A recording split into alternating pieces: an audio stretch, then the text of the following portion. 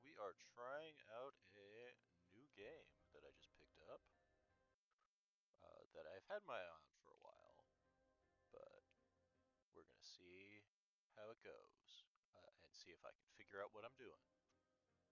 I already booted it up and did this prologue once, but we're going to do it again. We're going to do it live. So we are playing the main story.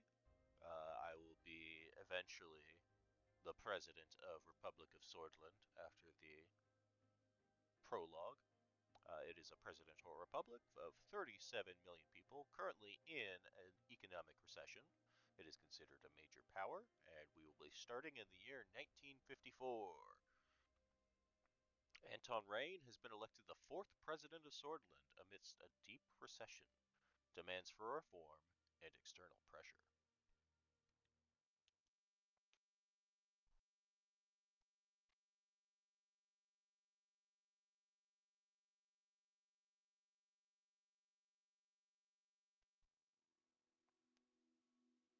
You are my enslavement and my freedom. You are my flesh burning like a raw summer night. You are my country. 1908. You opened your eyes to this world. You came from a wealthy family in the city of Lockhaven, a middle-income family in the city of Holsword, an impoverished family in the city of Dare.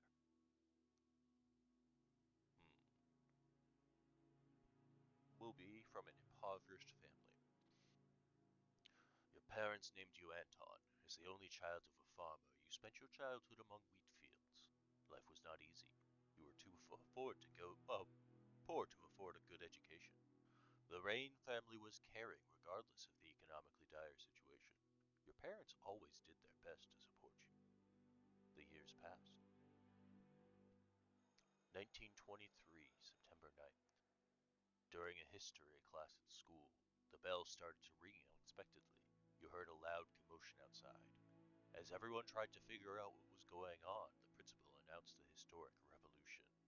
The kingdom was no more. The Republic of Swordland was born. You did not fully understand. You were happy that you had the day off, or you were somewhat worried. That sounds worrying to me. 1926. After graduating, you passed the university exam with high marks. Even though your family was poor, the public education system made it possible to go to university. You had the opportunity to choose between several studies. You chose law at the Holsword State University, economics at the Lockhaven Business School, or history at the Dare University of Culture. Let's go economics. During the first year you attended a lecture with David Wishy. He was a well-known diplomat from the foreign ministry and the son of the president. After observing the hall in silence, he explained why a market economy is the better option for Swordland. He argued for a system where prices for goods and services are determined by the open market. You agreed in principle. You questioned what you were being taught. Your only concern was passing the exams. I'm gonna question that. 1927, May 22nd. Soldiers entered the campus in the evening ahead of the first election. Many were in shock as the uniformed men created a security cordon and started arresting the teachers. A group of students started gathering in protest, along with your best friend, Peter Vector. You decided to protest with the students. One of the officers made a loud announcement that echoed through the campus. General Lutheran declared martial law in order to restore the administration. Please stand back and disperse to your rooms. You join the students that slowly march towards the large group of soldiers.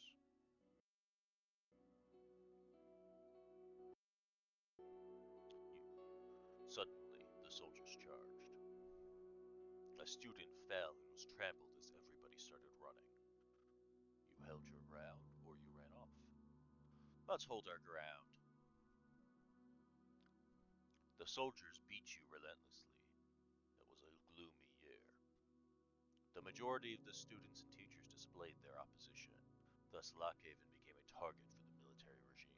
He didn't want to stay idle and decided to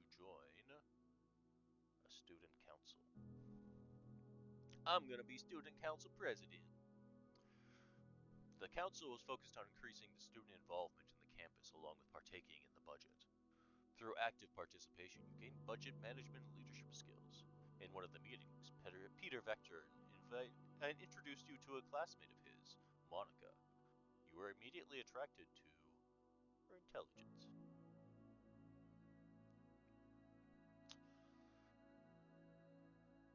She mentioned to you that she was a volunteer for the Swordish League of Women, an organization campaigning for women's rights. You told her you wholeheartedly supported her cause, or weren't particularly interested in women's rights, but asked her to dinner nonetheless. I support women's rights. And that's not just performative. I am the best student council president because I dissolve the council and become emperor. The politically charged environment led you to join the Red Youth, the Socialists, or join the Young Swords, the Nationalists, or stay away from any political organization. Things sound a little too charged for me right now, so we're going to stay away. 1928, June 2nd. The radio relayed that the Communist General Ricard surrounded Lutheran and his troops, demanding their surrender. They refused, and heavy fighting broke out across the country. You couldn't believe it. The army was fighting amongst themselves. Swordland plunged into chaos.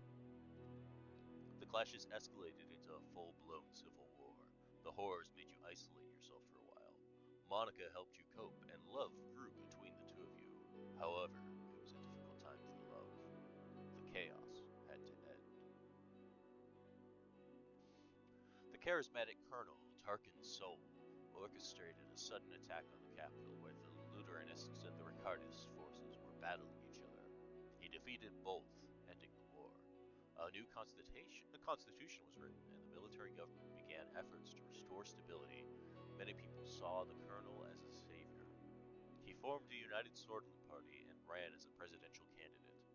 In the first ever single-party elections, I did not vote. Single party, there's no choice there. USP won the election by a large majority. The military government announced a 4-year restoration period to transform to an entirely civilian government. After graduation, you kept seeing Monica. You were both interested in marrying and starting a family. However, a letter arrived from the military, calling you to fulfill your compulsory service. It was time to serve your national duty. 1930, February, Bergia region. The devastating civil war from neighboring Welland quickly turned into a proxy war between regional and world powers. The distinguished Major Joseph Lancia ordered to lead your squad on a border patrol mission. It was a very cold winter night when you began marching out of Gumrin Outpost. You could see your breath. After several hours of marching through the snowy hills, distant noises were heard. Visibility was too low to confirm the source, so the squad crawled forward in formation and found a spot to observe. A group of refugees had made it beyond the border fence. You escorted them back or let them slip through. I'm gonna let them slip through.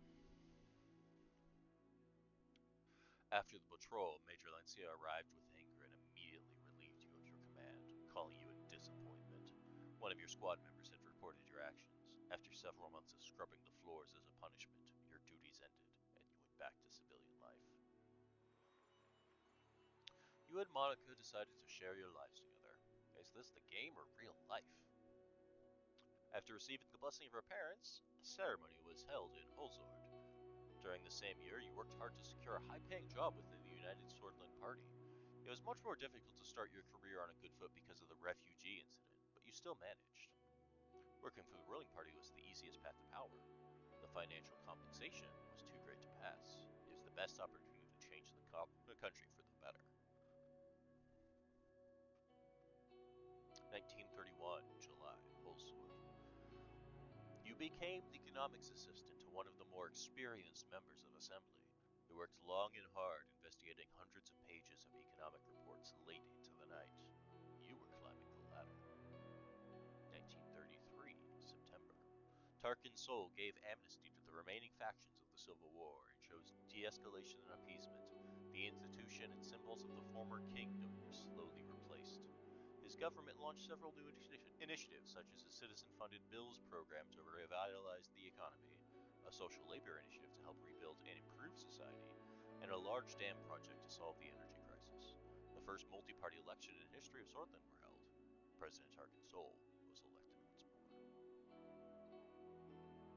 The new 5-year plan and the subsequent financial work put you under a lot of pressure, but your significant contribution to the economic strategy triggered an invitation to meet President Tarkin Sol himself, who offered you a key position.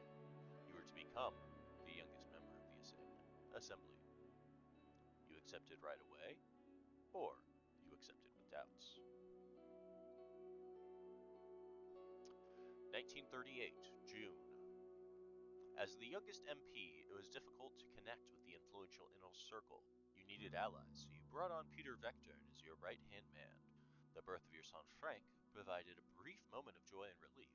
You sacrificed work to spend time with your family, or sacrificed family time to improve your position in the party.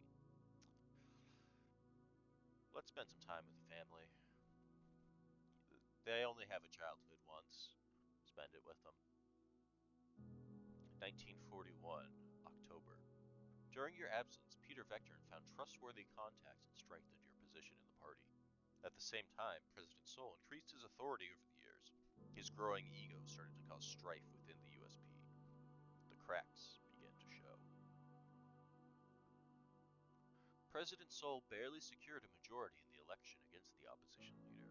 Over the next year, the Swordish people grew increasingly discontent with the corruption and the worsening quality of life.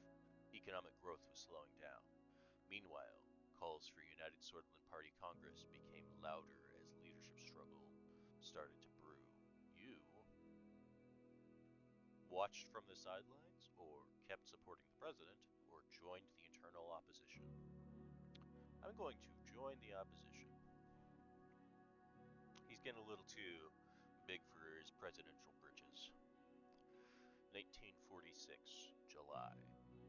You gave your support to Ewald Alfonso, a reformist and talented business magnate who was the main contender for party leadership. Meanwhile, in a desperate effort to secure votes before the Congress, President Sol was meeting with party members one by one. But he didn't approach you. The Congress is nothing short of impressive. The banners of the United Swordsland Party were decorating every possible spot. Thousands of influential political figures, lobbyists, and benefactors gathered for this turning point. The voting for the party leadership began.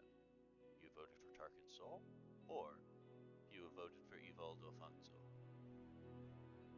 I voted for Ewald Alfonso. The efforts bore fruit as the contentious leadership vote was won by Ewald Alfonso. During the Congress, Tarkin Sol announced he would retire from politics at the end of his term and appointed Alfonso as vice president. You knew the structures he had established was to stay. The country had become increasingly authoritarian. You were happy that Sol was finally leaving, were troubled by the departure of Sol, or didn't care about who was in charge. I'm happy he's gone. A month later, your daughter was born. Monica named her Deanna. She motivated you during a tumultuous period in the party.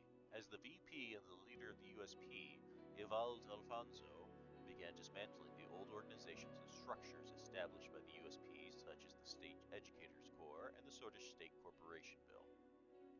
The general elections were approaching. The United Swordsland Party was under new leadership. You joined the party effort and campaigned for him, or did your best not to help him. I don't agree with all of his choices so far, but I'm willing to show a little bit of party unity. 1949, October 15th.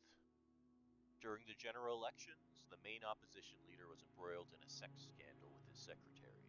He was replaced by the more popular figure, Franz Richter, but the damage had been done. The new economic policies and the extensive privatization program proposed by Ewald Alfonso secured an election victory for the United Swordsland Party. Over the following years, you did your best in order to make Swordsland a better place, or tried all that was necessary to climb up the ladder, or dedicated yourself to the party and its success. I am all for party unity, but my ultimate responsibility is to the people. So I'm going to try to make the country's a better place. The presidency of Alfonso saw many bold reforms in government and law and advancement in liberal democratic values. He valued your support throughout. However, due to infighting and disorganization, continental economic tensions, and fast-track privatizations, it was followed by a severe economic recession. The other parties announced their bids for the 1953 election, but the unfair election system hampered opposition efforts to campaign. You thought that your party could not survive another crisis, were worried about the economic recession, or worried that your reputation would be tarnished along with Alfonso. I'm worried about the looming recession. 1952, October. With Peter's help, your presence in the USP grew. The two of you worked long nights together. He flipped opponents to your side. You became the face of a new wing of the party. Step by step, and with adequate planning, your wing took over the leadership as President Alfonso lost control of the country. The moment to make a move had come. You blamed Alfonso for the crisis on television, or bribed and extorted Alfonso's inner circle, or advised him to step down. I'm going to advise him to step down. 1953, March. He listened to your advice. Alfonso conceded the leadership struggle, and the party eventually voted you in because of your indisputable influence. Following this, you announced that you would be running for president in the general election with Peter as your running mate. It was your turn.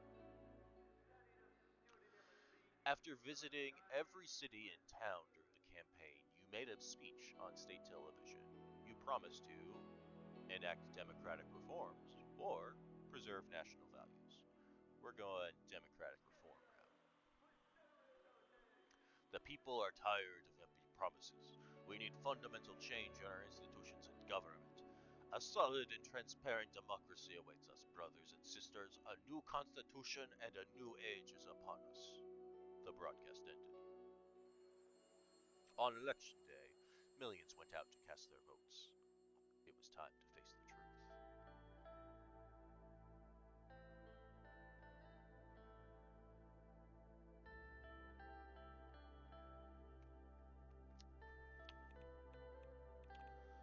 Okay.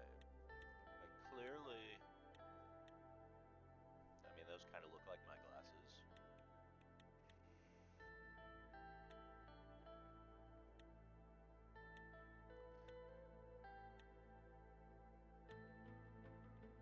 I've had hair like that.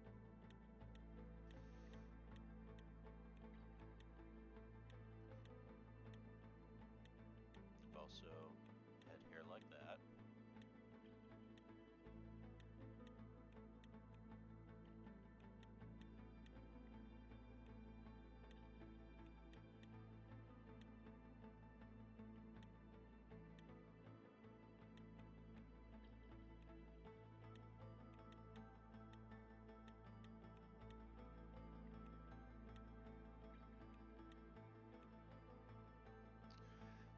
Election campaign promises. As Anton Ray, you have made consequential promises to the people of Swordland to gain their votes in the 1953 election campaign. Consider these commitments carefully. Economic direction. After the recent market reforms and the recession, the country finds itself stuck between two different economic systems with indecision and turbulence, causing the population to demand a direction. Will I promote a planned economy or a market economy? Ultimately, I'm going to start with market economy. Diplomatic leaning. The global rivalries between capitalist Arcasia in the west, the monarchy of Rumburg to the north, and the communist United Fontana in the east are intensifying.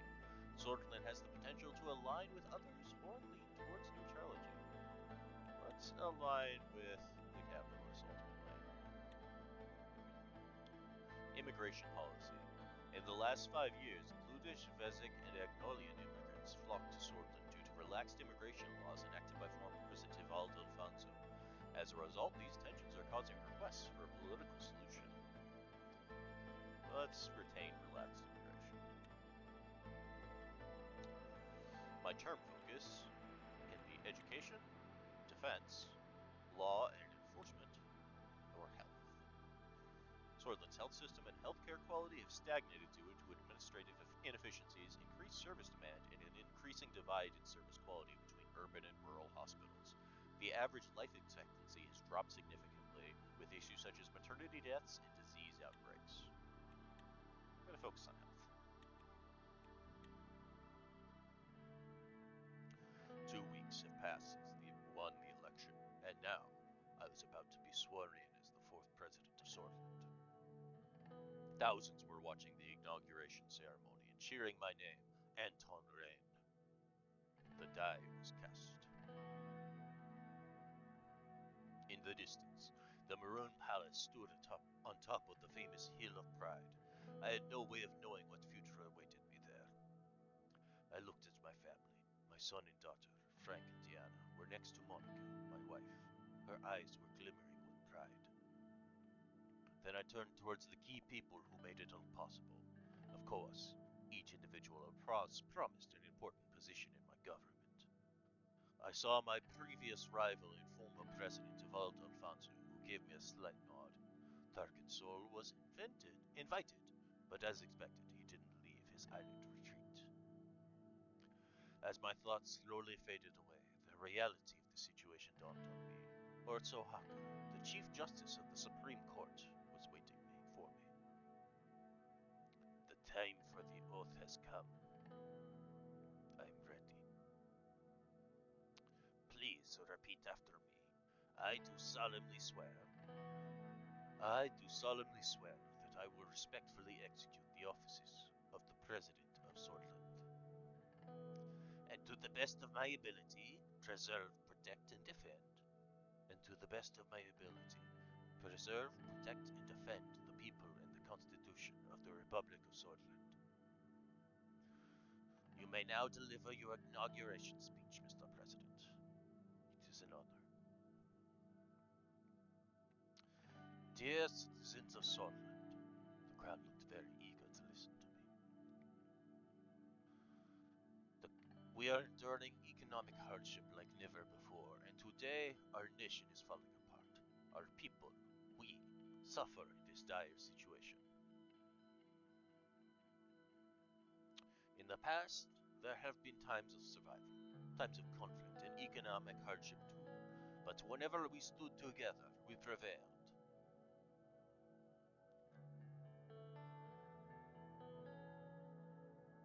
The future awaits us. It's time to turn our faces to the west. Our capacity as a nation has never been greater. Hundreds of thousands cheered.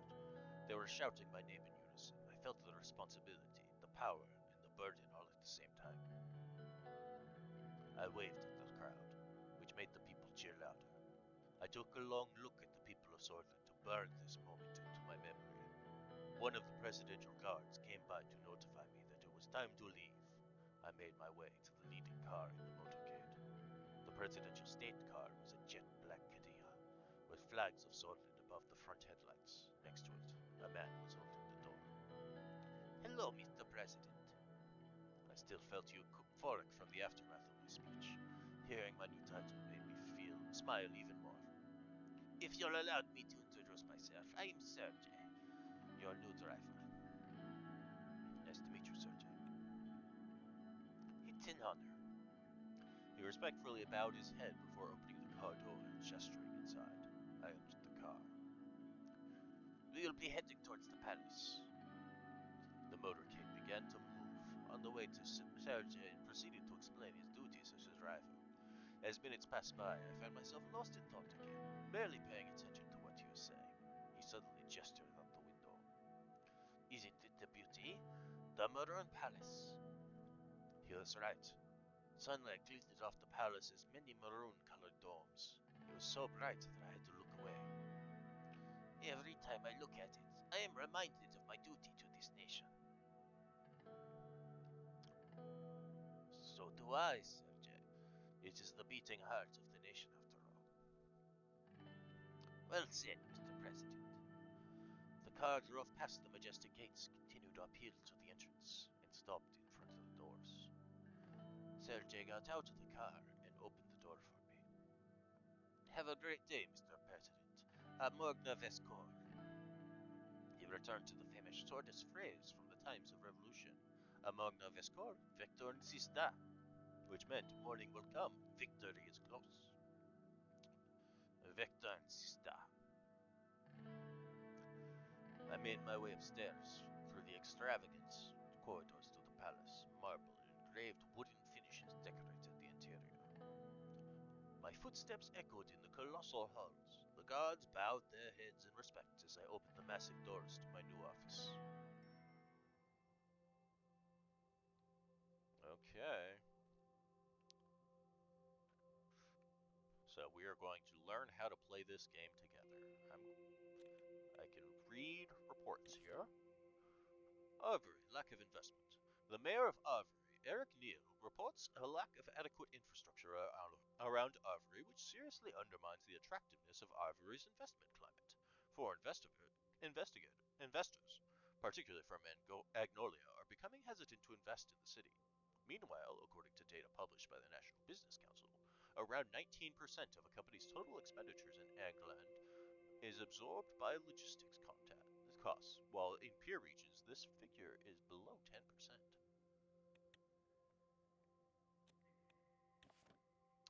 Low production in Agland. The report calls attention to the alarmingly low levels of productivity growth in the region of Agenland, where there are also high rates of food insecurity, malnutrition, and rural poverty in the inner parts of the region. Port of Lac Haven loses importance. The latest marine traffic report shows that the port of Lac Haven is no longer the busiest of the Maricopa continent, falling behind to the third position. While this is a negative indicator for our administration, Lac Haven still has the potential to shine again as a major trading center. The port of Lac Haven is the largest port of Swordland and holds enormous importance for the economy, particularly as the main distribution center linking the capital and inner parts of Swordland to the rest of the world. The major port city will hopefully keep supporting a possible economic upturn in the entire country if investment succeeds.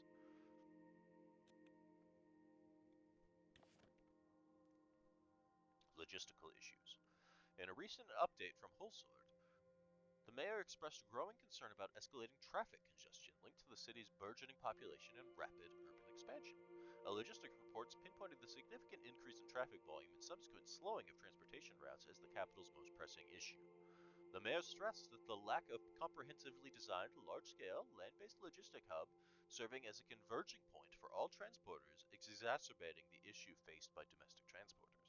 Given Holsworth's status as a sprawling metropolis, the current situation, where transporters have established separate centers around 10 different districts, is scattered and inefficient.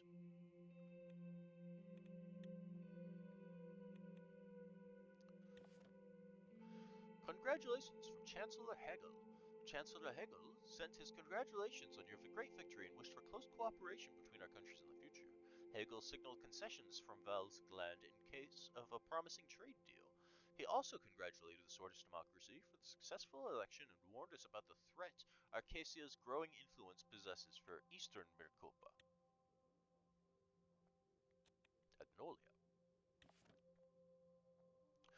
Prime Minister Van Houten congratulated us on our election and praised our party's stance on just and transparent elections. He signaled his wishes to continue the trade partnership between our countries as equal partners, as opposed to earlier trade deals which he believed gave Swordland unfair advantages. Lesbia. Prime Minister Alvarez congratulated you for the results and spoke about his hopes to have a beneficial partnership deal in the future. He sent his best wishes to the Swedish people and warned us about the threats of the encroaching Malianavist influence of the United Contana from the east, emphasizing the importance of unity on our continent of Maricopa.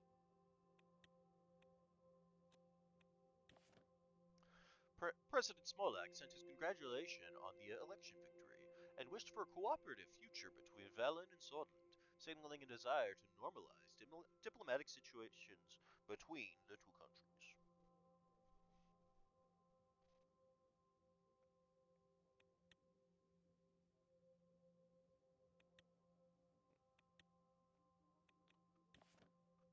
ATO advocates for global global human rights amid tensions.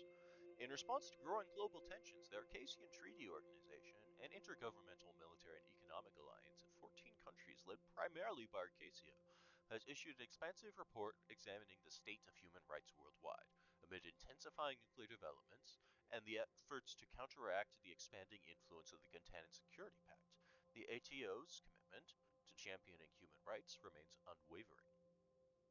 The report meticulously identifies regions worldwide where human rights are most endangered, shedding light on areas of concern in multiple continents, including Eastern Maricopa, Western Rica, and Southern Montana.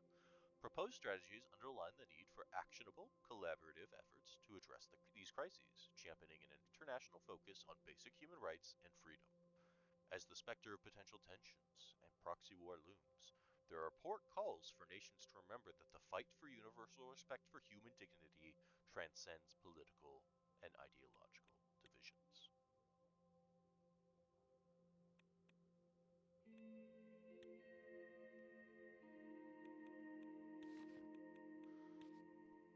Campaign bill, fair representation in the Assembly. Rain emphasized Sordland's dire situation. The president has been sworn into office by the Chief Justice Osohaka, another great win for the USP and Anton Rain, who managed to get 37% of the general vote. The first congratulation came from Gisaro Kinder of the National Front Party, which finished third in the election race and entered the Assembly. The runner-up of the general vote, the PFJP, didn't concede until the last minute, but the results were clear since several hours in. PFJP is the People's Freedom and Justice Party. They want liberalism and social democracy.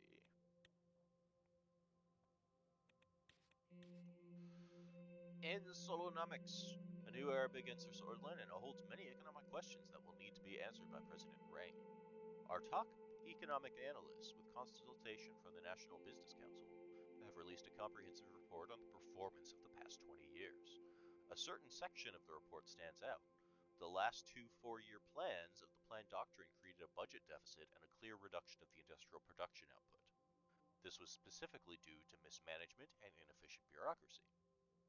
The year-on-year growth, budget balance, and production index values indicate that the two most productive consecutive years had been when the privatization program of Alfonso began in 1949. Our editorial team, with the help of experts like Mikhail Lavin and Edith Agnock, have come to the conclusion that the recession was not actually caused by Alfonsonomics, but the drastic obstructions of state executives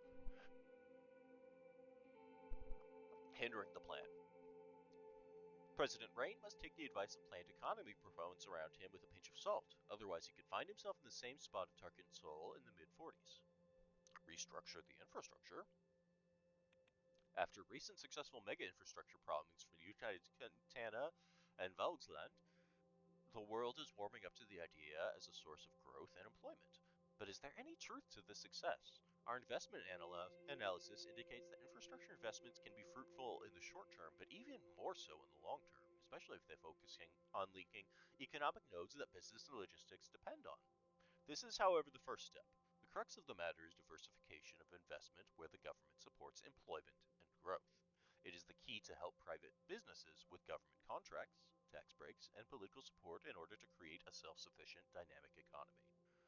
The government's role in Sordland should be to integrate the world economy and reap the benefits of global trade. Economic growth and income inequality in this country won't be fixed otherwise.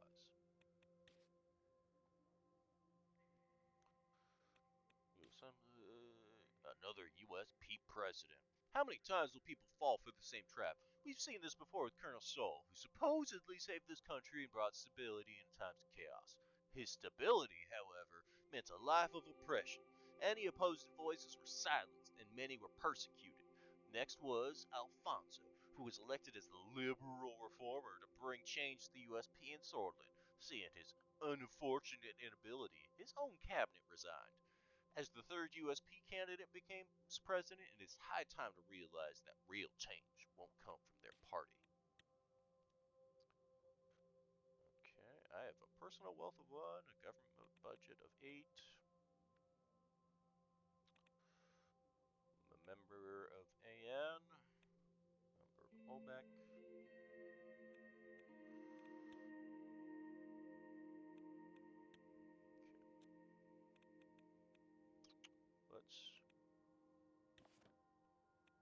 The General Staff convened right after the election to congratulate our victory. All branches of the Swordist Armed Forces were represented in the meeting that took place at Camp Strongarm, with massive security measures. The Chief of the Armed Forces, Vulcan Kruger, made a public press statement highlighting the increasing chances of military confrontation in eastern Maricopa and requested support to strengthen the military. Let's have our briefing on the current political situation. Peter Vecton arrived a couple of minutes early and sat across from me. He was struggling to hold back his smile. We did it, Anton. We won, finally. All those years with our noses to the grindstone paid off. Peter's eyes sparkled. The strain of the past months had put a damper on his usual rakish charm, but today he was looking and acting more like his old self. He loosened his tie and undid the top 2 buttons of his shirt. Enjoy the new secretary I picked out for you?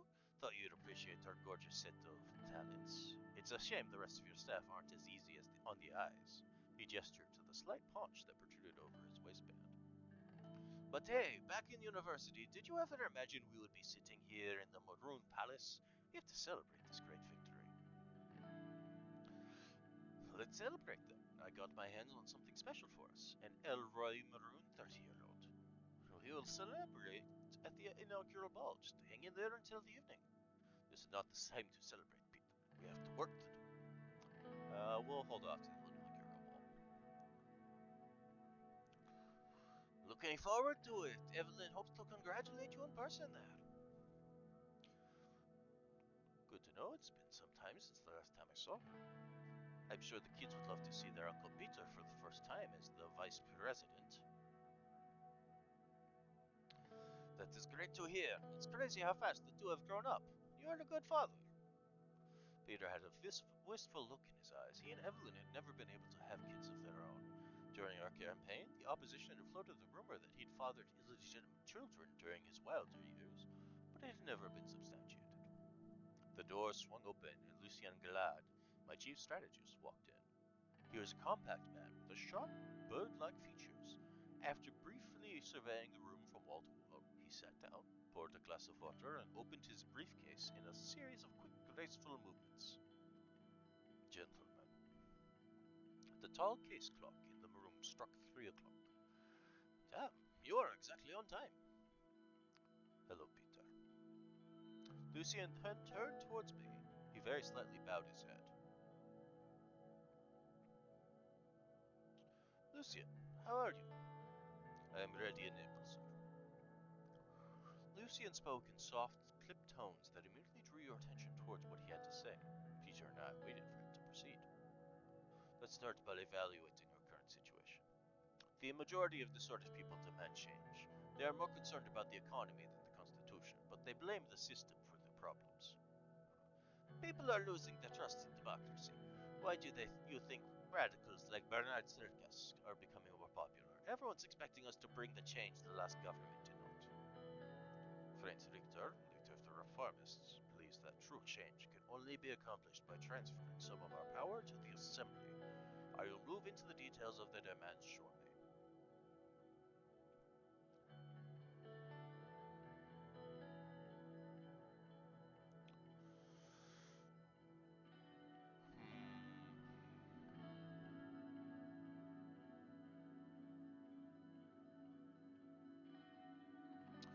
We need to listen to the people if we want to serve this country. That's exactly what we've campaigned for. A true change that will move the country forward.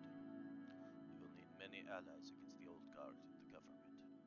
Mr. Richter managed to persuade many members of the Assembly to give their support for drafting a new constitution. Reformist politicians are quickly increasing in number. While the reformist wing inside of our party is still a minority, they could have a tripartisan majority in the Assembly, especially if they unite with their friends Richter. The USPA reformists aren't wrong to agree that we need change, but we should be in charge. Or Mr. Richter could be a potential ally in our goal to maintain a majority in the Assembly. Our party must fall in line with our position. We can't have a strong demand. Oh, we should stay in charge. We can't let the PFJP leadership take the spotlight on this. The reformist demands are clear. They want to limit the president's veto power, ensure that the Supreme Court is independent, and take away the court's right to vote on constitutional amendments.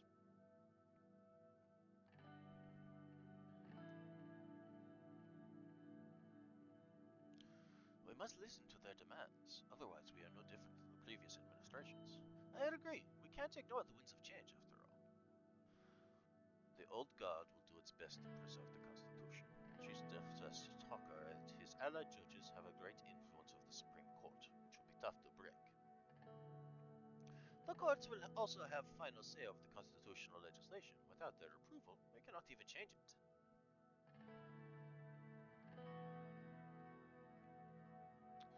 We'll need a comprehensive bill to balance the power structure more fairly. I agree. The old guard won't like this, though.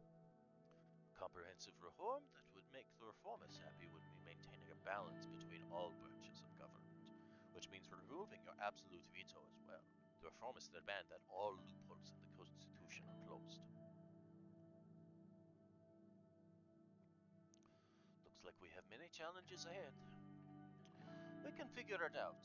Our party still holds 130 out of 250 seats in the Assembly. We've got the power. However, to reform the Constitution, we must receive a two-thirds majority in the Grand National Assembly, which is 166 votes, and a simple majority in the Supreme Court. That equates to 6 votes. After we have settled on how to proceed, we will need to talk with our party figures. Our first goal must be to get the 150 signatures needed to start the process. Following the green lights from the USP, we'll reach out to the other party leaders to see if they would back our draft. The last step is to convince the justices of the court. The entire process will take a long time, but we must start working with the Reform Committee to evaluate all possibilities for a new constitution as soon as possible.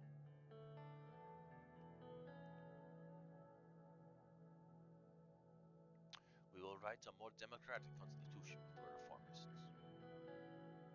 That's what we were preparing internally. Don't forget that promise is what got us elected. The key thing here will be strengthening the power of the Assembly, which we already lead with the majority. Peter nodded in agreement. Yes, the divisions of power need to be rebalanced for a better Sunderland. According to the initial draft we made with the reformists, there are 2 changes to the Constitution that are not open for discussion. Lucian opened his dossier. First, the Supreme Court will no longer vote on constitutional amendments. Second, the President's absolute veto will be taken away. This can be replaced with a limited veto system by fixing the current loopholes. I have no problem with these clauses. Let's work with the reformists. Yes, sir. We will form a reform committee together with all parties and start reaching out to all stakeholders in the Assembly and the court for a new constitution.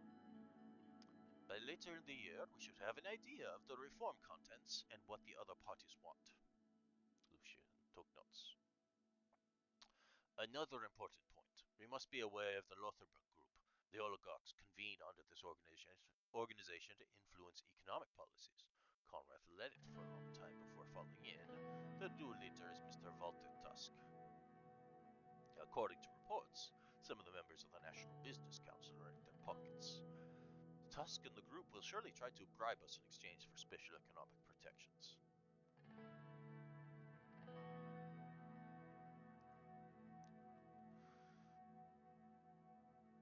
I will enter a dialogue with them eventually. We need to be diplomatic.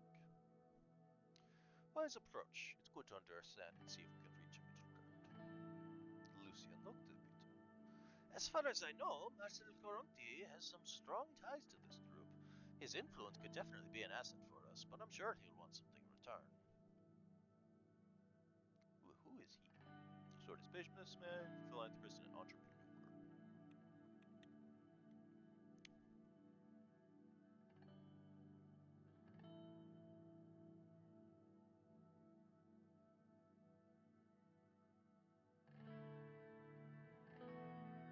I'm aware of Mr. Coronti's wide network. That could come in handy. We just need to be careful with him. He looks like the lesser evil, but it could very quickly turn out to be the other way around. We need to tread carefully on all sides with all the power players to survive our turn. I need to underline the seriousness of the situation. The military and the general staff are a powerful element in the state, and as history tells us, a dangerous one too.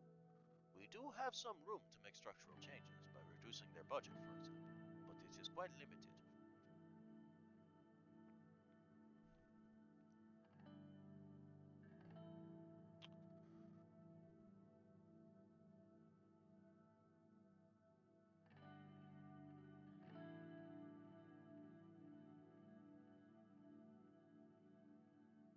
With the Rumbug threat on the horizon, we can't reduce our defense capability and anger our general staff. I would advise the same. The budget should be maintained, and we should refrain from confronting the military too directly. Defense Minister Josef Lancia is more loyal to us compared to General Kruger, a fact that obviously can change with our actions. Either way, I see potential rift between the two since they are clearly of different minds. If we act strongly against the military, both of those guys will unite against us. I agree with Lucian. We need to tread carefully here. Lucian looked at his watch. Well then, gentlemen, precisely 30 minutes. This concludes our political briefing for today. Our meeting will be about our next media strategy. Talk to you soon, sir. I will keep in touch. See you both in the next meeting. Lucian and Peter bid their farewell and left. A mysterious amount of smoke was rising far away on the horizon.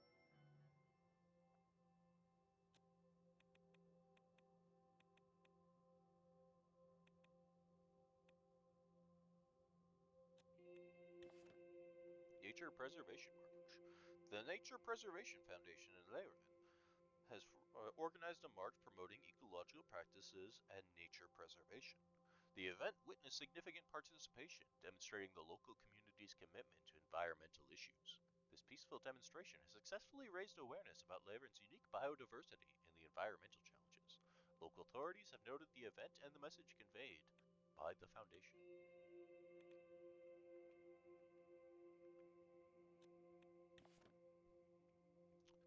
The region of Bergia is among the worst hit regions in Sordland, where homelessness has skyrocketed since the economic recession. The number of homeless in the city of Dare is more likely to have increased by 25% in the last year. The rise was particularly stark among Bludish people, where homelessness increased by 72% in just 6 years. It is reported that homelessness among ethnic minorities has reached the highest level in more than a decade. The Bludish minority of the region now account for up to 47% of all homeless people there. Gas field discovery. The Swordish Grid Corporation's field research team has announced new gas field discoveries in Narbel. These discoveries could enhance the city's energy supply and play a significant role in the broader energy landscape of Sordland. Preliminary analysis of the yield and quality of these fields is currently underway. The corporation will soon release a comprehensive report outlining extraction feasibility. The economic implication of these findings, particularly regarding potential growth and job creation in the region, are noteworthy.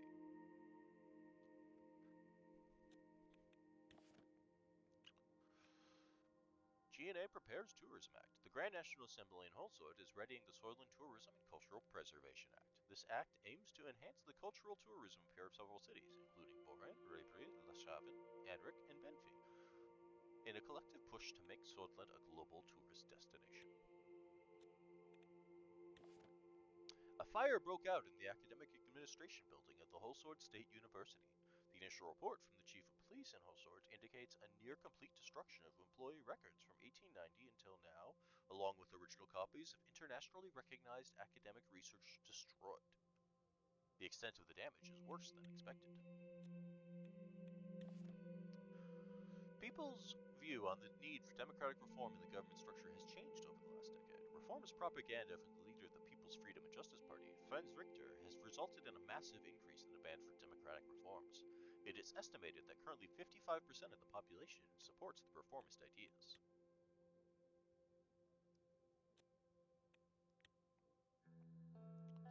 Simon Hall, Kussmantier, and Leleas Graf were about to arrive at the White Room for a scheduled economy meeting.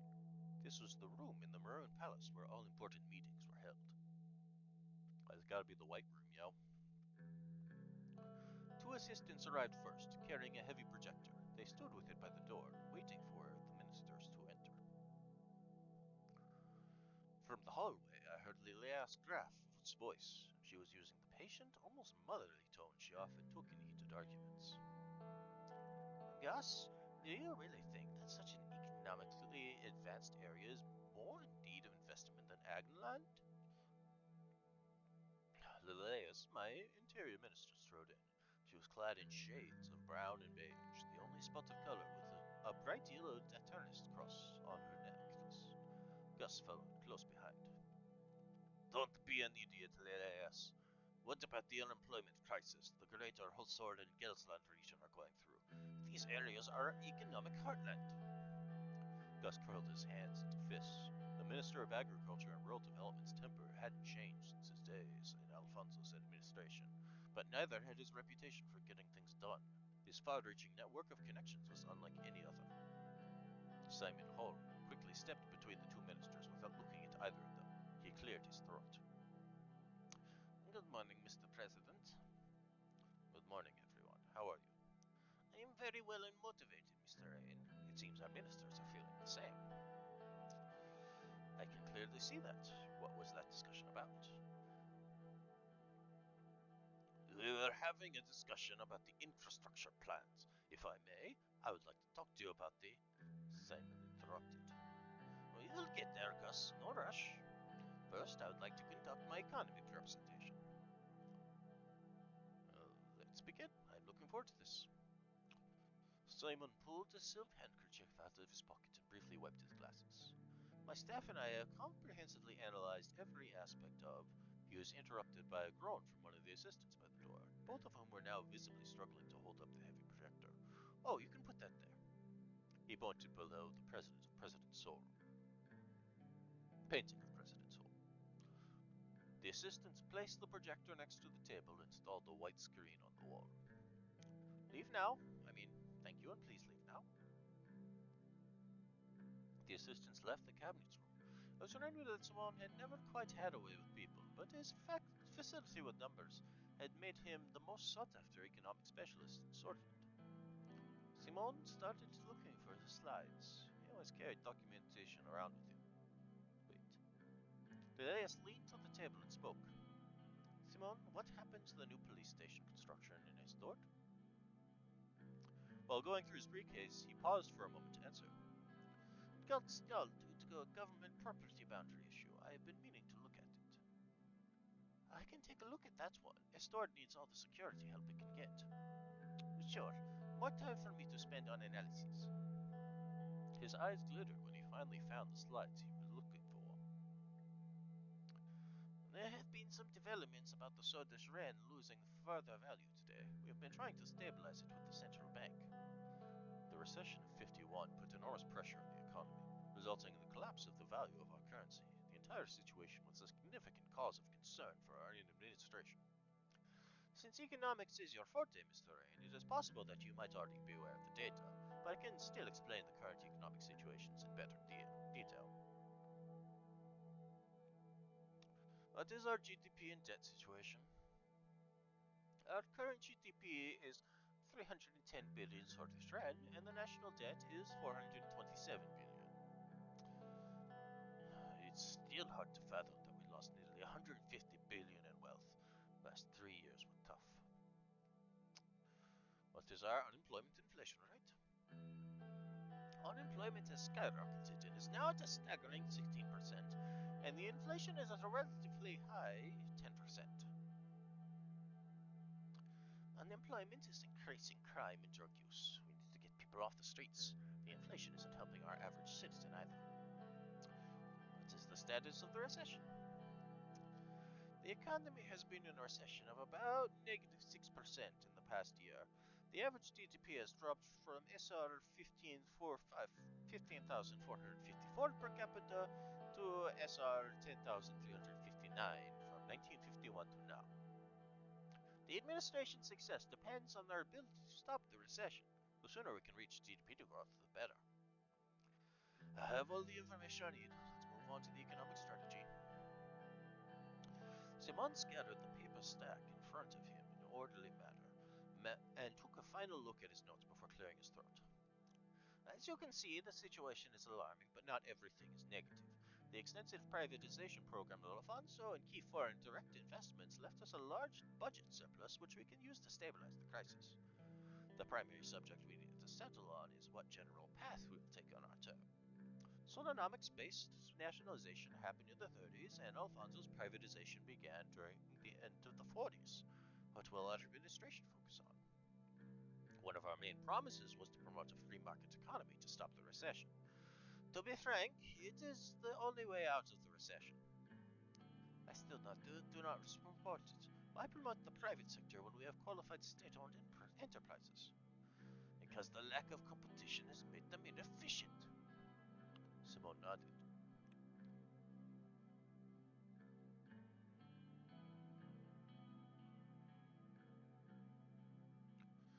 What are the consequences of the free market strategy? There are not many, but one could say that we are much more likely to be influenced by the world economy. It is important to think about this subject because the upswings of the world economy will affect good on ours too. Yes, and when the global economy crashes, we go down with it. The structural problems of Solonomics were going to lead to a recession according to the predictions at the time anyway. Either way, even if we pick one of the doctrines, we retain the option to make economic choices on a case-by-case basis. That is, however, not recommended in my point of view. The last thing we need is a chaotic economic plan. Finally, something we can both agree on, Elias. There is another important point which has a direct impact on our economy. Superpowers. Our enemies can fly. We might have won the election, but I'm still against aligning ourselves with any superpowers. Economically speaking, we are much closer to Arcasia than the United Contana, so a decision to align to the west makes more sense. We must be very cautious. There are schemes being devised about Swordland. We cannot give in to their wants now or in the future, or otherwise our country will turn into a pawn. I want you to reconsider your promise to align with Carcasia.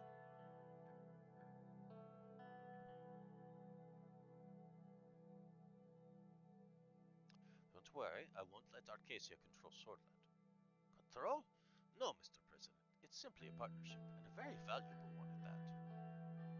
Valuable for Arcasia, maybe, not for Swordland. That is simply untrue. When the time comes, I hope you'll make the right decision, for our own good. We should attract more foreign direct investment. Mr. President, we saved the country from a full-on depression in 1952 and 1953 by signing lucrative trade deals with nations such as Lysia, Lesbia, and Quinaul. Simone cleared his throat again. Let's not get ahead of ourselves. Mr. Vici will be in charge of informing you on those types of foreign policy decisions. We must first decide on our internal economic plan. Simone put forward a legal document outlining the possibilities with both economic doctrines listed. The cabinet members looked at me.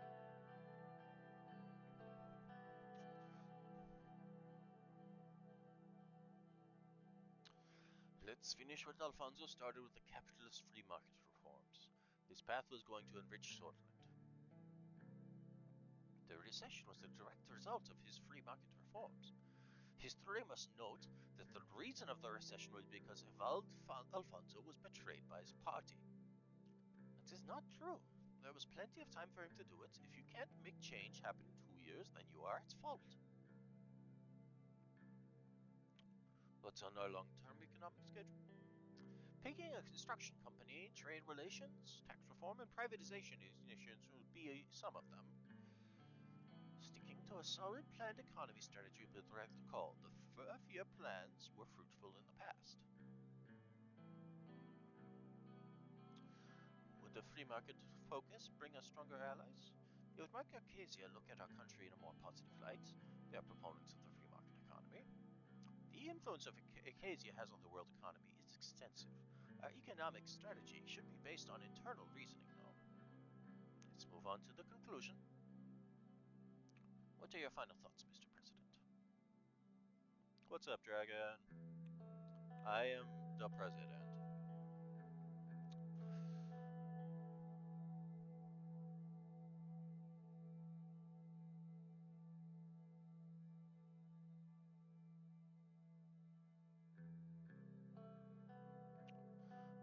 Critical solutions must remain in state control. We must be fully responsible in delivering services.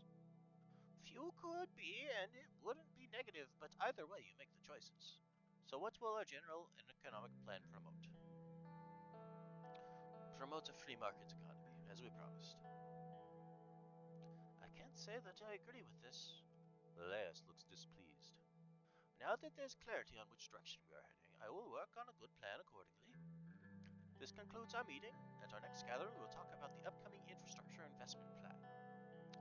Now that the economic direction was taken, the ministers dispersed for lunch at the Maroon Palace. That's good to hear, Dragon.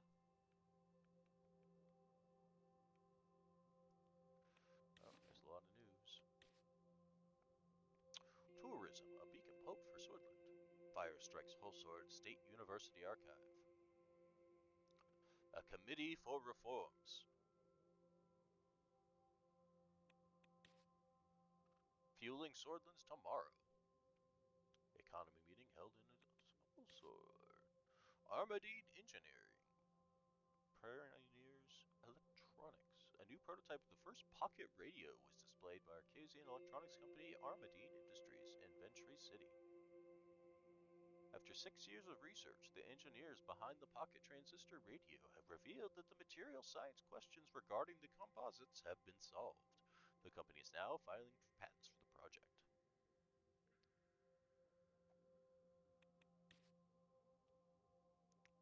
Freezing temperatures. National League starts soon.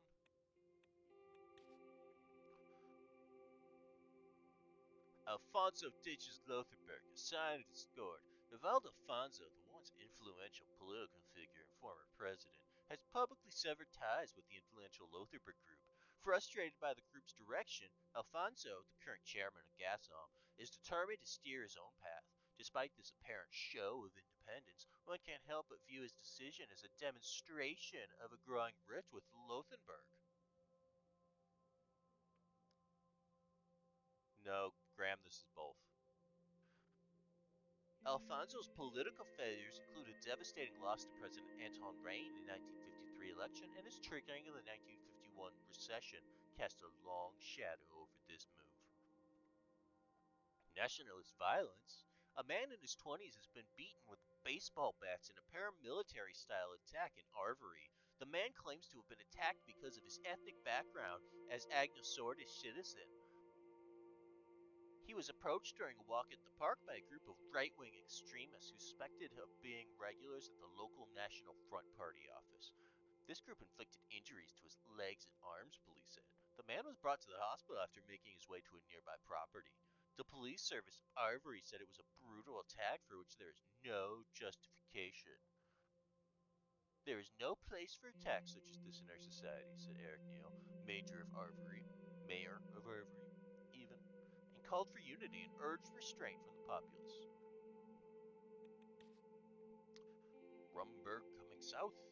Our foreign policy analysts who are reviewing the recent aggressive military diplomatic developments of Rumberg have come to the conclusion that it is highly likely that Rumberg will keep trying to push further south, threatening the territories of Swordland, Velen, and possibly Agnolia. The annexation of Dome many decades ago was just the beginning. Rumberg seems to be on a quest to secure all strategic resources in Maricopa.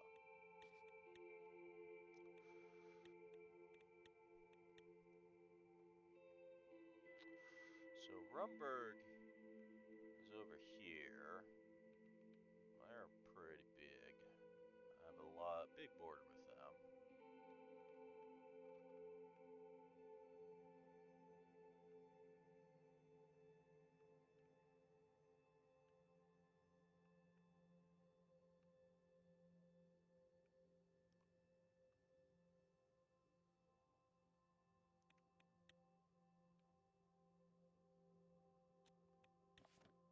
Infrastructure report.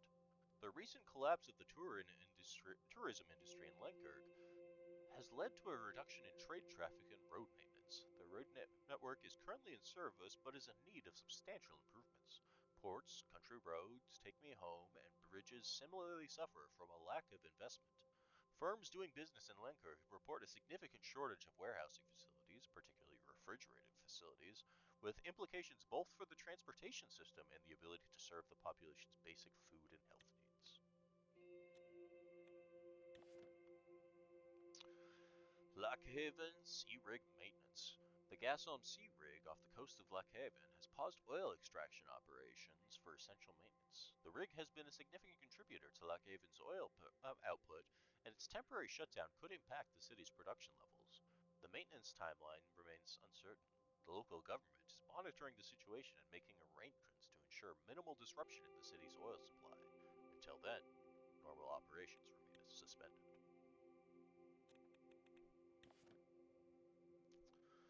The recession led to a reduction in rail assets, with more than a fifth of the railway network, itself antiquated, being mothballed in the recent years. While the main lines of the railway network are currently in service, increasing demand in goods from Gelsord to the capital is pushing the network to its limits. The rail signaling system in the region dates from the middle of the last century and is also in need of improvement. For the first time in 3 years, the agricultural output of Sarna has increased. Many experts link the increased output to both a drop in temperatures and new farming practices that have been adopted in recent years. Additionally, farmers are now accessing more generous credit allowances from the government that were left over from the Alfonso administration. The Ministry of Agriculture reports that the region's agricultural industry has the potential to become a powerhouse in the future if the future of investments persist. The number of people filing for unemployment in Morna continues to rise as the recession continues. The change in economic conditions is historic and stunning in its speed, said the mayor of Morna. In the aftermath of the crisis of 1951, the employment rate in Morna rose to 9% in the following year. The last 6 months have almost erased all gains in employment of the last 2 decades. What's happened in Boren? I hope it's not too boring for you guys. In Boren, there's been a significant surge in demand for local wines. This sudden increase has led to a busy season for vineyards and wineries across the region. The cause of this rise in demand comes from international interest, and it is certainly driving economic activity in the city. Wineries are ramping up production to meet the increased demand. A continued trend could further stimulate the region's economy. Interesting. CSP and Federation of Anraka sign historic NAP. I would love to sign a historic NAP. That sounds like a dream. A significant step forward in international diplomacy, the Cantanan Security Pact, an intergovernmental military and economic alliance of 9 countries led by the United Cantana, has signed a 5-year non-aggression pact with the Federation of Anrakan Isles. This landmark agreement underlines the CSP's commitment to broadening its influence beyond its home continent of Cantana, while maintaining peaceful relations across the globe. The pact demonstrates the CSP's ongoing efforts to peacefully extend its influence across the Anrakan archipelago, marking an important turn in the complex geopolitical landscape as the CSP strengthens its global position to counteract the capitalist influence of the ATO. This agreement signals a commitment to strategic, peaceful expansion that respects the sovereignty of nations that lie in the ocean between United Cantana and Arcasia.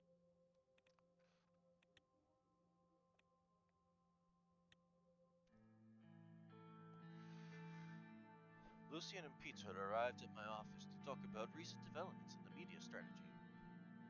They both took their seats across from me. Lucian put on his reading glasses and quickly went over some documents. Peter turned to Lucian and nodded. Greetings, gentlemen. I have just received further information from the interior about the sudden fire that broke out at the Household State University archives nearby. Tell me more. The initial reports from the Household Police Chief indicate a potential arson case. In accordance with protocol, the Sword's Intelligence Director has been called in. Is SID really necessary for this? Why would anyone hit the archives of a university in the first place? I see no logical motive there. It seems like the chief's suspects for sabotage.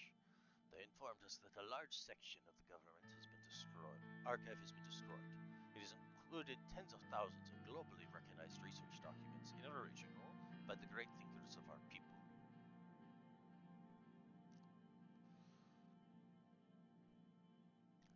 Shame so much knowledge was lost.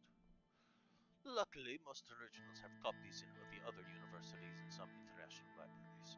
The first edition of my favorite book, The Geopolitics of Switzerland by Hermann Ikwa, was destroyed too. Maybe it was just a freak accident. We do have the copies of most important works, so no single fire can eradicate our knowledge. I see no point in destroying employee records either. More importantly, Lucien mentioned that Marcel Cloranti contacted him. The Clorantis had always been known as one of the richest and most influential families in Switzerland. Marcel Cloranti was no exception. He was the oldest son of Conrad Cloranti, the industrialist and media mogul who founded HOS, the richest man in the entirety of Switzerland. Lucien turned to me.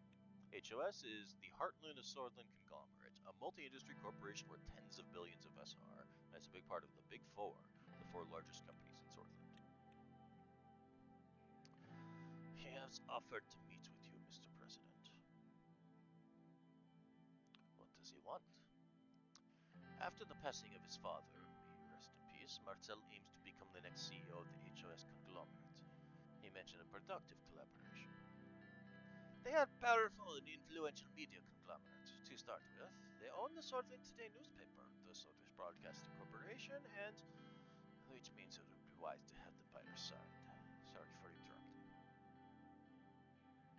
What does this productive collaboration entail? He did not wish to explain the details over the phone, but rather in person. I believe I will be receiving a call from him sometime soon. However, as Peter said, they have substantial power over the content of media outlets. Headlines, radio shows, this is what he would be offering. What he wants in return is what we need to understand. But let's not get ahead of ourselves. First, we need to determine our general approach to media. I'm no media expert, but Lucien made some very interesting arguments at the preparation meeting yesterday. There are two ways we can approach the media. One of them is by influencing it, which has clear advantages. The other one is keeping it independent.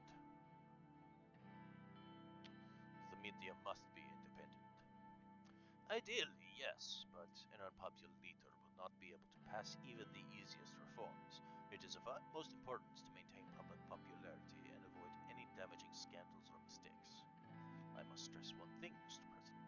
The more people we have supporting our agenda, the more we can accomplish. With someone on our side in an influential media organization, we can do this very easily. I see what you're getting at. I agree with Lucien. But why the assumption there will be scandals and mistakes? We can always hope for the best, but do we really think that nothing can go wrong, especially considering the very recent history of Switzerland? 2 knocks were heard at the door. Please, come in. Livia Suno, my new secretary, entered the office. Her dark curls bounced as she crossed the room to my desk. She spoke with a slight lilt in her voice. Excuse me, Mr. President. Mr. Gladys' secretary has been calling me and wanted me to relay a message. Marcel Cloranti, the new CEO for HOS Conglomerate, is on the line for Mr. Glady. Well, the ball is in our court now. Would you like me to talk to him, sir, or would you like me to? You go ahead. Connect the line to my office. Right away, sir. Connecting the code to your line. Livia left the room and the phone started ringing. Lucy picked it up. A few minutes passed as the two talked over the phone. Good news indeed. Congratulations, Mr. Cloranti. Thank you for contacting me about this. We will talk later. Lucy put the phone down. What was so important that it couldn't wait? He was just elected CEO by the board of directors. He offered a partnership deal regarding his media branch. He is inviting us to his resort near Conriat for a meeting. The board has decided rather quickly. It seems that gave him confidence to approach us again. He's going to offer a real deal and now has the power to the conglomerate too. The choice is up to you, Mr. President. I can set up the meeting soon.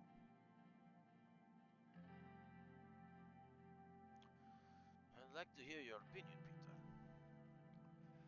I have to say I'm torn. If he has become the CEO, then he has enormous influence now. On the other hand, do I want to privately meet with someone we don't fully know? A meeting would help us figure him out. We could still say no to whatever the offers. I do not want to associate with the media mogul. Reject the offer. That is a clear no. Very well. I hope we have made the right call. Well, that makes things clear. We should focus on other things anyway. Lucian looked at his watch. It appears we're done for today.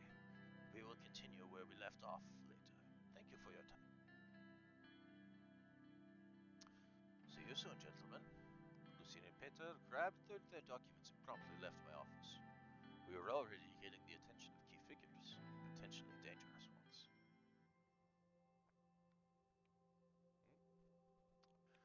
Fluctuating energy prices. Swordland is currently grappling with fluctuating energy prices, a development causing uncertainty in the domestic markets. This unpredictability may lead to significant repercussions for Swordland's economy and can influence both domestic and policy and international trade relations.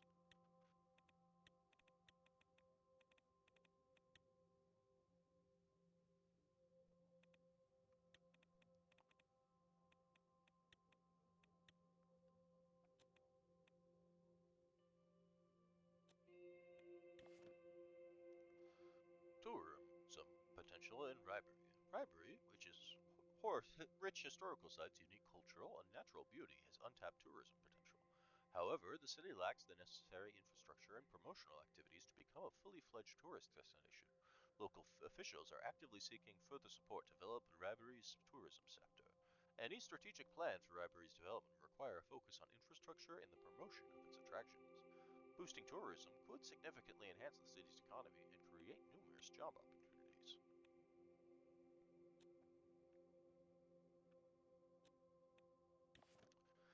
Declining energy output at Valgan Dam. Valgan Dam, a critical energy resource for Swordland, has been experiencing a reduction in its energy output due to its age. The dam's aging infrastructure is proving less efficient, affecting its ability to maintain previous levels of energy generation. This decrease could impact the region's energy supply if not addressed properly. Plans for refurbishment or modernization of the dam could be proposed in the future if necessary.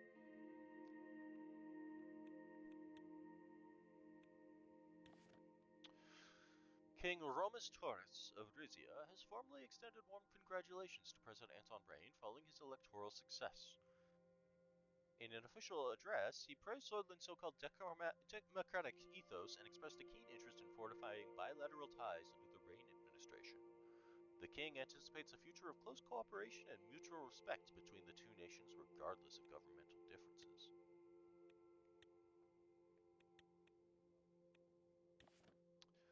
Kairut expressed approval of Swordish democracy. The Republic of Kairut congratulated President Anton Rain on his recent election victory in Swordland. Chancellor Enos Adirume of Kairut extolled Swordland's democratic process and the peaceful transition of power, emphasizing shared values.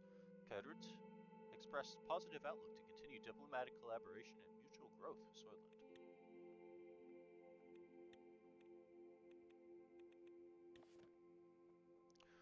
The Reform Committee reports that any potential change to the Constitution in the direction of the reformists will likely result in strong opposition from the National Front Party.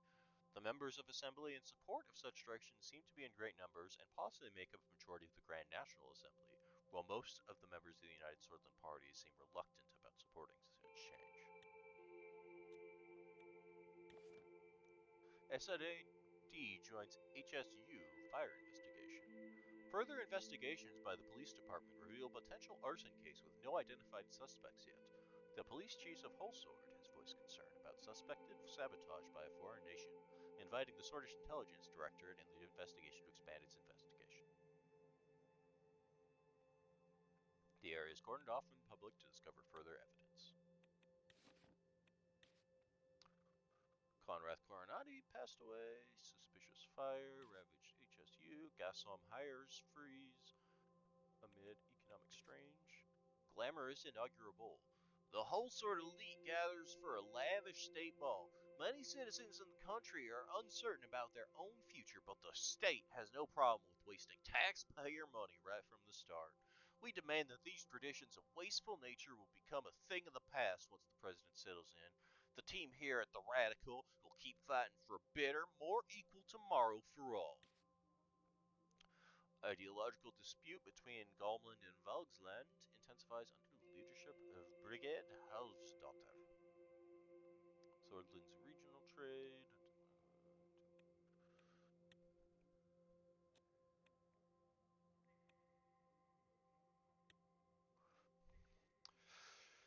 Grander Assembly Ultimate Swordland. Electoral Campaign Finance Bill. Section 1 of this bill stipulates a significant change in the methodology of public funds allocation to political parties. The new measure replaces the previous system, based on the number of votes won in the general election, with a system reliant on the proportion of seats secured by a political party in the Assembly. Section 2 sets the annual financial allocation to political parties at 500,000 ren per each member of the Assembly. This shift ensures that financial support from public funds aligns more closely with parties' representative influence within the legislative body. Section 3. A consequential effect of these amendments will effectively lead to a substantial increase in the election budget for the USP and a minor augmentation for the other parties present at the Assembly. This restructuring of funds fosters a more proportional representation of party presence within the Assembly. Section 4 highlights an important consequence of this reallocation. Parties that do not meet the 10% election threshold will see their public funding effectively curtailed. This ensures that public resources are concentrated towards parties with a significant representation in the Assembly. I will sign that.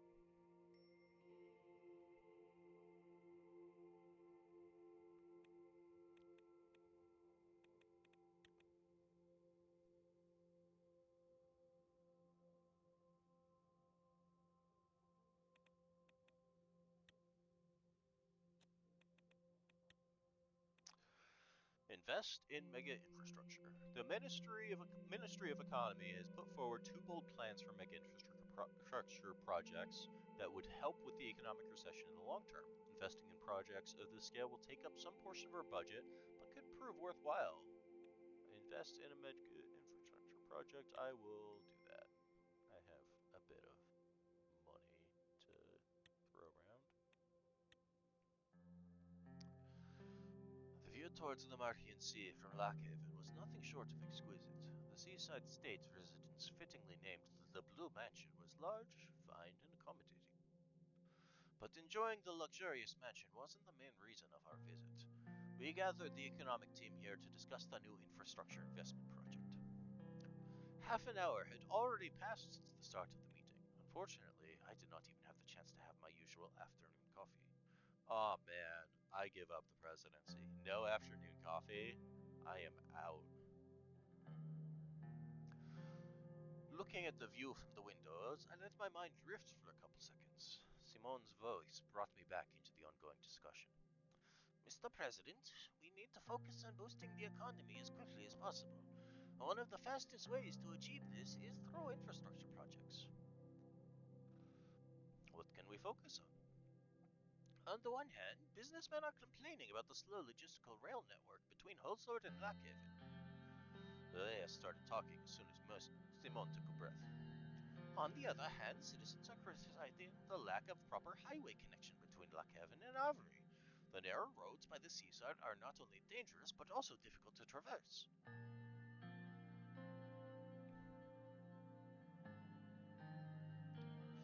We need to pick the most profitable option for economic growth, which is obviously connecting our two most economically powerful cities. It is not business people who are suffering now, but ordinary folk. What really matters is that your first economic act accomplishes something tangible.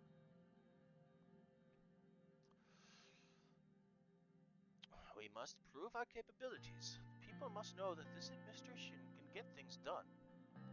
To that point, I defined two important projects for your attention. The H3 Highway Project and the L1 High-Speed Rail Project. Mr. Hull repositions himself on his chair. The Ministry can only support one project at a time with our current capacity and budget. Let's move on to the details of each. So which one do you want to hear about first? The H3 Highway Project. The H3 Highway Project aims to improve the abysmal state of the road network in the Agland region bordering Agnolia. The area is home to several million Agno-Sordish and Sordish citizens who currently feel neglected. There are no proper highway connections to and from Agnoland.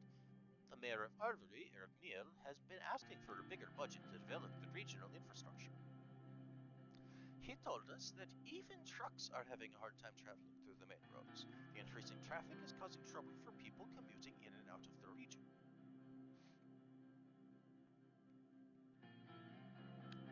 That must be cumbersome for the citizens. It is, bless their souls. I'm happy we're thinking alike on the matter. And let's take a more detailed look at the upgrade proposal. Look at the map. The layers was pointing at Lockhaven. The H3 highway route starts here in Lockhaven, and from there it leads to Lenkerg, and from there it goes all the way to Arvery. As a result, the road network towards the Agnolian capital Stalport will also improve substantially. She paused and leaned forward in her chair. As mayor, I saw the central government continuously neglect our country's Agno-Sordish-dominated regions. Is this administration going to continue that kind of negligence? Our Agno-Sordish citizens should be respected as swords like all of us. Yes, there should be no preference or separation among Sordish citizens, meaning we should think about what's best for the country overall. It has been pointed out that the highway would be less beneficial in the short term. I have to disagree. It will increase the speed of transportation throughout the region. Our citizens will be quite pleased if we successfully accomplish this. Besides, if we enter trade talks with Agnolia, they will see the investment as a positive sign. Very interesting, but I still want to hear about the railway project. Your predecessor, Alfonso, failed to deliver on this campaign promise, but now we have the opportunity to start the construction of a groundbreaking railway project. As you know, our current trains cannot meet the standards of today. As many other countries adopt new electric engine technologies to power up their trains, we're falling behind. News about electric trains in United Montana has piqued our business's interest. They too want a transportation resource and materials from Holsword to Lockhaven with great speed and efficiency.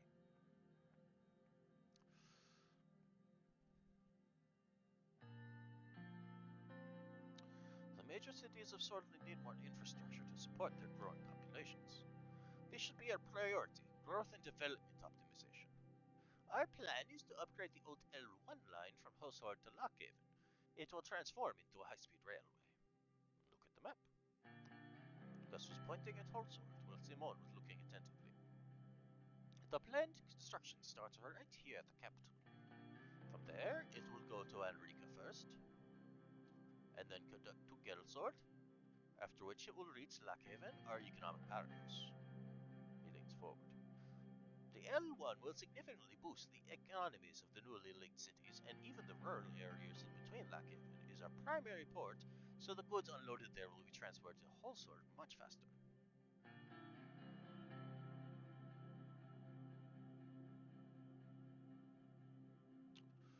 Yes, we should link these rural areas in the middle with the major cities of Swordland. We are talking about the wealthiest regions and forgetting about Agland, which needs the investment far more. The mayor of Enrica, Curtin Lest, also requested this project be prioritized. Businessmen in the region will be very content, which in turn will increase investment and employment. Therefore, I will recommend the highway speed project. He is a party member. I have settled on a decision. Does anyone have any opinions? I'm torn. This is Seffistopheles' choice. I feel like if the train was in the less developed area, 100%. Because I'm not a huge fan of highways. But the highways, the only one that would actually help up here. We'll go with the highway. I've decided on the H3 highway project to improve the infrastructure in our poorer regions. Thank God, I knew that you would see a reason. The negotiations will begin in the middle of this year. You will be able to award the contract to a corporation of your choice. The Ministry estimates that construction will be completed in 2 years if every step going forward is executed successfully. Thank you all for your contributions and thoughts. Have a good day. See you soon, Mr. Have a nice day, Mr. President. Evening settled on the beautiful coastline of Lakiv.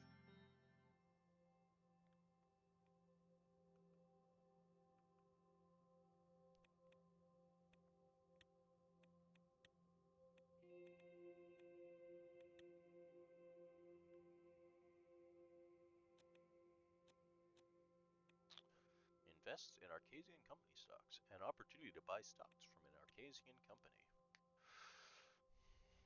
A personal investment opportunity has been relayed by Mr. Menga, an experienced stockbroker in Venturi City. Arcasia is selling valuable shares of Armadine Industries, an up-and-coming electronics manufacturing company. We could invest or let the opportunity pass. They are making those pocket radios. I'll do it. I have no wealth now.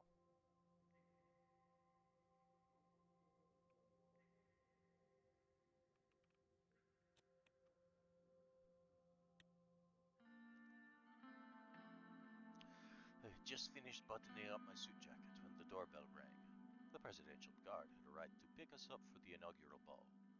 The ball was a 3-decade-old tradition, breathlessly anticipated by politicians, bureaucrats, and the press. All eyes were about to be on me. I called on Monica to get the children ready. Looking in the mirror, I straightened my tie and took a deep breath. After tonight, there would be no turning back. Suddenly, Deanna hugged me from behind, startling me a little. Monica had fixed her hair into an elaborate braid woven through with ribbons. Papa, Mama told me it's time to go. Hello, darling. I'm ready. Where's your brother? I think Frank is still upstairs. She shrugged. It was almost time to leave. The big ball was starting in less than an hour.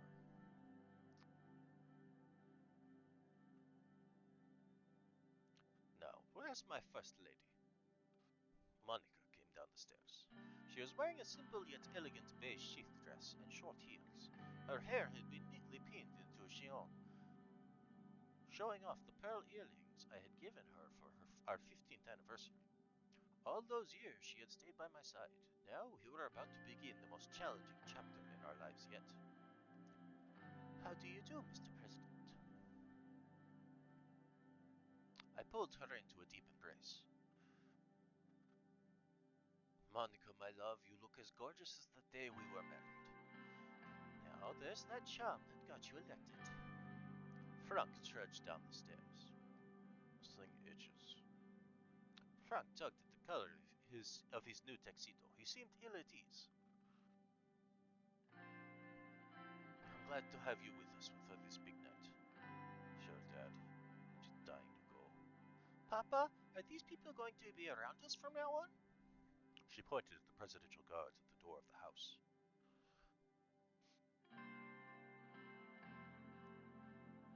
Unfortunately, yes. They can't leave our side until my term ends. You'll get used to it. It's alright, baby. They're here to make sure nothing bad happens to your papa or his family. Monica held Deanna's hand. Together, flanked by the guards, we walked out the door. Halfway to the car, Frank stopped abruptly and turned towards me. Dad, do I really have to go? Couldn't I stay home instead?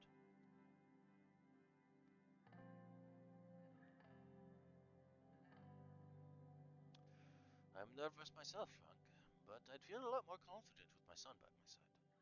Frank smiled reluctantly. Well, when you put it like that, sure, let's go.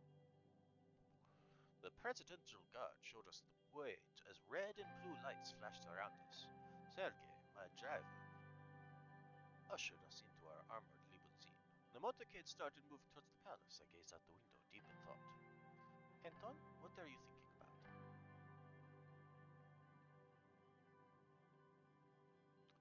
I was thinking that we've come a long way together, haven't we? Yes, we have.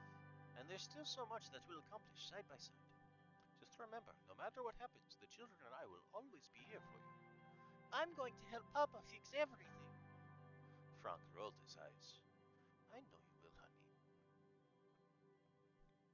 This means a great deal to me. After what seemed like just a few minutes, the convoy slowed to a halt. Sergei rolled down the limousine's soundproof partition. We are here, sir. Hope you enjoyed the drive. I did, Sergei. Thank you. Always a pleasure to hear that. Sergei opened the door for me. The normally imposing palace was festooned with garish banners that nearly made it look cheerful. A line of shiny luxury sedans stretched around it. Politicians, bureaucrats, and celebrities, the creme de la creme a la Edgar, the Swordland elite, streamed inside the building. Good luck out there, Mr. President. I'll see you on the trip home. I stepped out and immediately found myself surrounded by loud voices and camera flashes. Hordes of eager journalists thrust their portable microphones my way. My guards fended most of them off, but one image managed to dodge them and corner me. I recognized the Swedish Broadcasting Company logo on her press lanyard. Mr. President, Mr. President, do you plan on working together with the opposition parties on the expected constitutional reforms?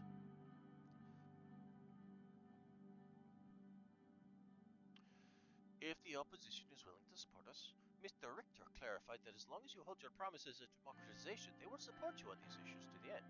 What do you think about this statement? I welcome it. This is a challenge for all of us all. One more question. One of your first acts as president was to sign a campaign finance law allocating public election funds by seats in the assembly as opposed to the number of votes. Is this a deliberate attempt to defund the Communist Party? The Bloody Workers' Party? Neither of which have reached the election threshold?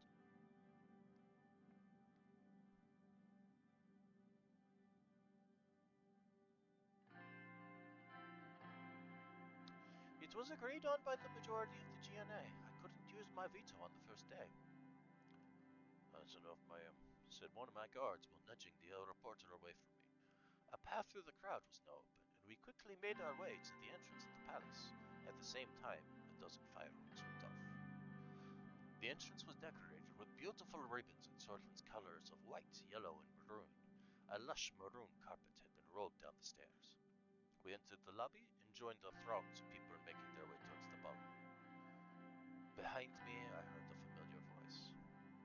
There you are, the most beautiful family in Swordland. Uncle Peter!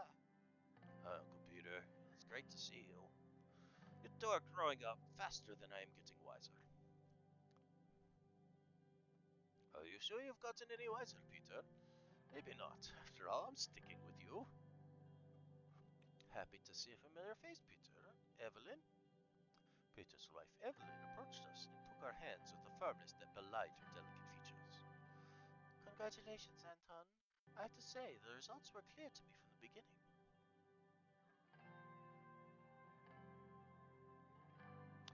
There's a woman behind every successful man. What a gentleman. Monica smiled at me. Monica, how are you? You've barely said a word.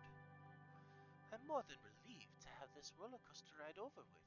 But of course, now the real work begins. Ah, yes. Managing to help planning parties, daily trips to the salon to look your best for foreign dignitaries. Don't be so old-fashioned, Evelyn. I plan to use my power as First Lady to advance the position of women throughout Swordland. Equal rights for our sex are long overdue, wouldn't you say, Anton? Absolutely, and we'll work together to achieve that. Monica flashed me a smile. Diana suddenly jumped in between us and tugged on my sleeve. Papa, can we go? I want to see the ballroom. Yes, it's time. Let's go. Moved to the ballroom. We left the lobby and made our way towards the ballroom. Inside, we were yet again surrounded by a noisy crowd, but this time it was the politicians who sought to appease the new authority in Swordland. I spent the next few hours shaking hands, joining various conversations, some serious, some superficial, and making speeches. We finally settled down at our dinner table, with the Vecturns as the band started playing some slow jazz tunes. Oof, that was tiring.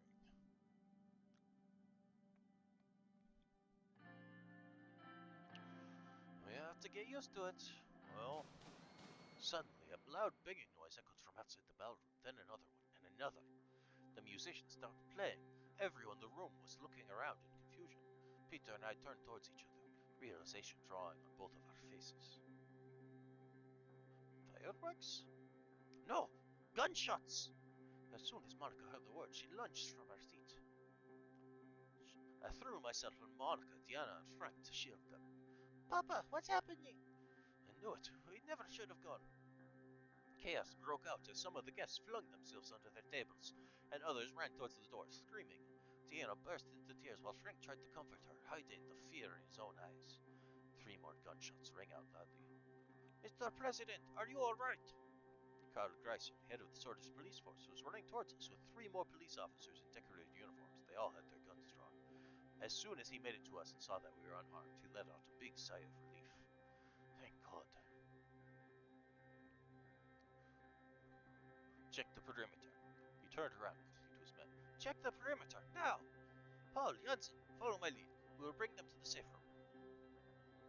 He now turned to Monica, Evelyn, and the children and spoke in a softer voice. Do not worry. The situation is now under control. Please follow me. We promptly followed Carl through the winding halls and corridors of the palace. His men still had their guns drawn, which did nothing to ease the tension.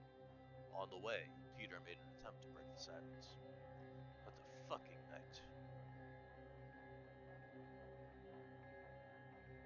Shh. Not now, Peter. Carl turned to us with a serious face as we were about to round a corner. Quiet, please. Sorry, I talk when I get nervous. Peter, shut up. Carl flipped a switch on the wall and a panel opened, revealing a hidden staircase leading to a large reinforced door. Inside, a set of emergency lights flickered on. The safe room was comfortable and spacious, with expensive-looking leather sofas. Small security monitors on the wall displayed grainy footage of each room in the palace. There was a boardroom and a pantry containing enough provisions to last us months. Monica and Evelyn sat the children down and started wiping their tears. Carl stepped away from us and made a few radio calls. When he was done, he returned to me and Peter. So, what's the status? Carl's radio suddenly crackled to life. Every second felt like an eternity as he pressed his ear to the receiver. When it fell silent, he turned to us. Good news. We are not in any danger at the moment. The situation has been dealt with, and the perimeter has been secured by the guards and the police. He glanced towards Monica, Evelyn, and kids. If I may, sir. He gestured towards a more private corner of the room and started speaking more quietly. This is what we know so far. We have confirmed that 2 people were gunned down in front of the palace. The attacker is one of them, and we have reason to believe he was working alone. He fired 3 shots at an MP, 1 to the head and 2 to the body, instantly killing him. Presidential guards at the palace immediately shot and killed the attacker. He has not been identified yet and will require an investigation. The MP that was killed has been identified as Bernard Serkis.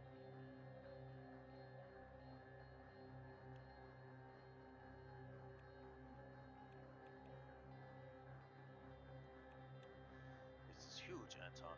This will cause a lot of problems. A lot of problems. Peter pulled out 2 cigarettes and handed me one. He then turned to Evelyn. I could hear him trying to reassure her that everything was going to be alright. Monica, still trying to tend to Diana and Frank, paced the room, mumbling that he should have stayed home. I sat down beside my wife and children. We are safe. I'll make sure everything's going to be fine. I can't be sure of anything anymore, Anton. I lit my cigarette and took a deep drag. I was going to see this through and keep my family safe. At all costs. I crushed the cigarette on the ashtray. Well, that was intense.